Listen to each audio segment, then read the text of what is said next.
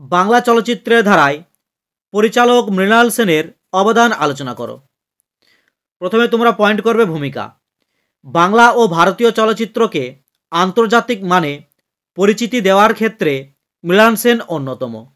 সত্যজিৎ রায় বা ঋত্বিক ঘটকের মতো প্রথম ছবি তাকে খ্যাতি দেয়নি, তবে পরবর্তীতে তিনি বাংলা সিনেমার ধারাকে পাল্টে দিয়েছেন। তারপরে পয়েন্ট করবে বাংলা চলচ্চিত্রের ধারায় পরিচালক মৃণাল সেনের অবদান। ক নাম্বার, প্রথম ছবি রাতভর 1955, তেমন প্রচার পায়নি। দ্বিতীয় ছবি নীল আকাশের নিচে 1958 তাকে স্থানীয়ভাবে পরিচিতি দিল। তৃতীয় ছবি 22শে শ্রাবণ 1960 আন্তর্জাতিক খ্যাতি এনে দেয়।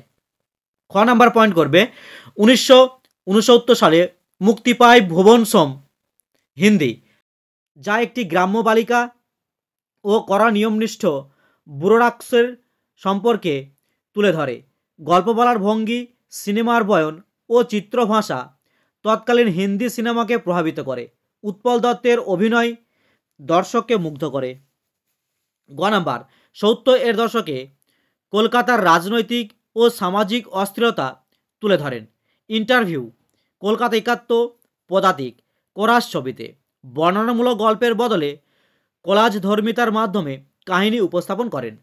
ঘ নাম্বার, মধ্যবিত্ত সমাজের নীতিবোধ, দ্বিধা ও দ্বন্দ্ব তুলে ধরেন মৃগয়া, পরশুরাম, একদিন প্রতিদিন, খারিজ, আকালের সন্ধানে ছবিতে সামাজিক ও মানবিক সম্পর্কে বিষয় সমালোচকের দৃষ্টিতে ফুটিয়ে তোলেন।